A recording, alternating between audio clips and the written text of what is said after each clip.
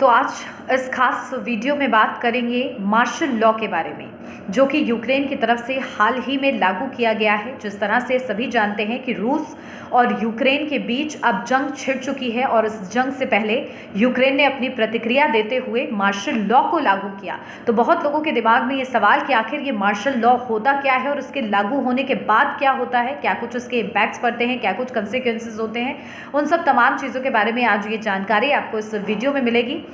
तो martial law एक ऐसा लॉ होता है जो कि आपातकालीन स्थिति में लागू किया जाता है। कोई भी साधारण स्थिति में इसे लागू नहीं किया जाता।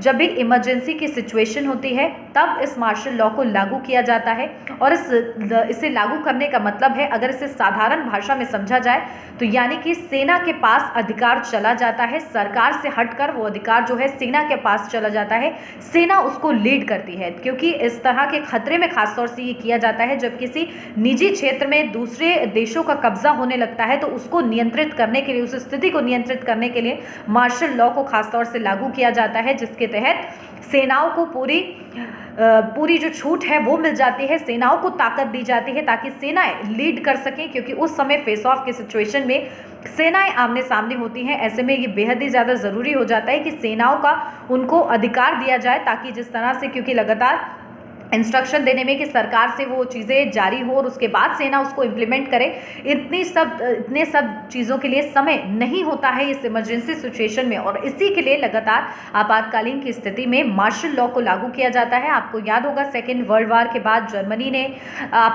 इस मार्शल लॉ को लागू किया था और उसके बाद अब यूक्रेन ने मार्शल लॉ का इस्तेमाल किया है, जहां यूक्रेन की तरफ से अपनी प्रतिक्रिया देते हुए जब अन्य देशों को बताया गया कि हाँ, इस तरह से रूस जो है और यूक्रेन के बीच अब जंग छिड़ चुकी है, जंग ऐलान हो चुका है और उसके बाद मार्शल लॉ को लागू कर दिया गया है। अब इसका इम्पैक्ट क्या होता है, क्या कुछ कंसिक्वेंसेस होते हैं? तो जब जैसे ही मार्शल लॉ जो है इम्प्लीमेंट किया जाता है, ऐसे में मूल अधिकार जो होते हैं वो खत्म हो जाते हैं। अब मूल अधिकार कौन से हो गए? मूल अधिकार यानी कि बेरोक-टोक आवाजाही पर पूरी तरीके से प्रतिबंध लग जाता है। बोलने की जो स्वतंत्रता मिलती है लोकतंत्र में, उस पर जो है प्रतिबंध लग जाता है और इस तरह के तमाम प्रतिबंध और भी ज़्यादा लग जाते हैं।